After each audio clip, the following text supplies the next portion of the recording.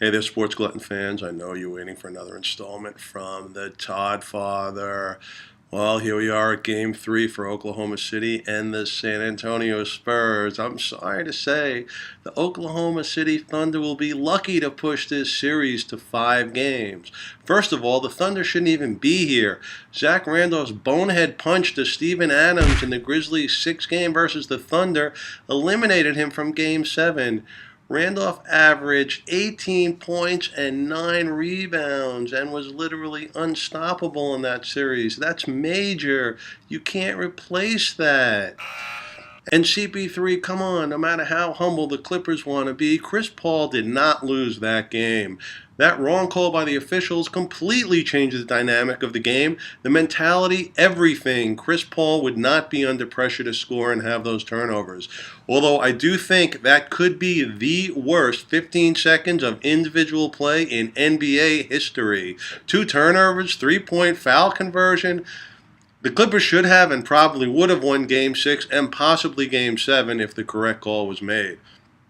The Spurs whipping the Thunder in both games at San Antonio shows not only the Spurs' strength, but the complete lack of depth by the Thunder. The team has the MVP in Kevin Durant, yet losing one player has cost them this series. Serge Ibaka this season versus the Spurs averaged 14 points and 12 rebounds and about 1 million blocks. That's just irreplaceable. Then the horrible happened. He hurt his calf. Show the injured calf video. Not that one, you morons. All I know, this is what was heard coming out of Oklahoma City. Please don't go. Don't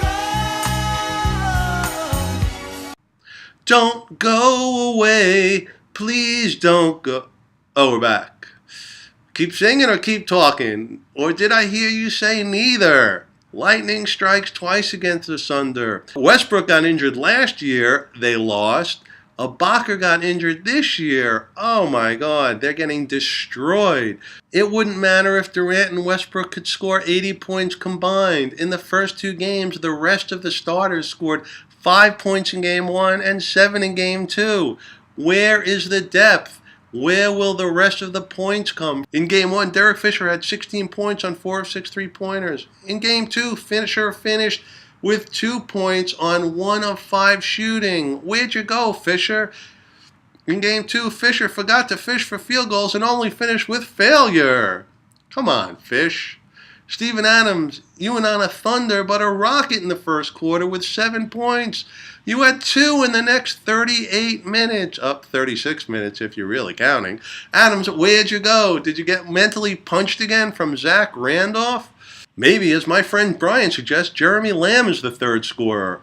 He had 13 points in 13 minutes on 6 of 8 shooting 75% and averaging a point a minute. If he played the entire game, he may have ended up with 48 points. Amazing. With that, you know where the Thunder would have been? Tied. Jeremy Lamb scoring 48 points and they still don't win. Jeremy Lamb says, that's bad. The game got out of hand in the second half. In the first half, assists were 10 over 11. It was close. Second half, 8 over 16. What happened to the D? And then points in the paint was close. And then second half, they just got blown out. Ibaka, where'd you go? The importance of winning Game 3 is if the Thunder go down 0-3, they can enter Game 4 with a why bother attitude because they know they'll get smoked in Game 5 at San Antonio. If you're going to be smoked meat, you might as well be smoked at home and just stay home and not go anywhere after. Oklahoma, you got to get it together. If Serge sits, learn to play without Ibaka on offense and defense. Spurs are running all over you. You need to clog up the middle and guard the perimeter. Pretty much, Thunder, wake up. Can the Thunder rebound from a 35-point loss? How do you lose by 35 in the playoffs with the league MVP? Has any team rebounded and won a next game after losing that bigly? That bigly? That big? What's bigly? I don't know, but I doubt it.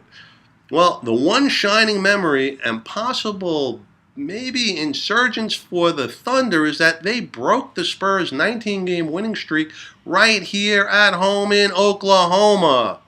So, there's that possibility.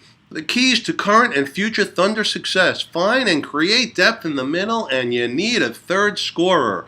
With weak support, can both Durant and Westbrook have big games at home? Can each of them score 65 points so they can have 130, because the rest of the starters have 9 points total for both previous games? That's 3 starters combining for 4.5 points per game. Unacceptable. Can someone step up to be the third contributor in points, rebounds, and defense? Can it be Lamb? Scott Brooks, you need to develop some bench depth for the Thunder. It's just, between Fisher failing and Thunder, Scott Brooks, this is just a tongue twister. You need to develop some bench depth for the Thunder during this offseason. Otherwise, don't expect Durant and Westbrook to stick around much longer. Well, Sports Gluttons fans, we will find out if the Thunder can make any noise in Game 3. I'm out of here, but I just have no place to go.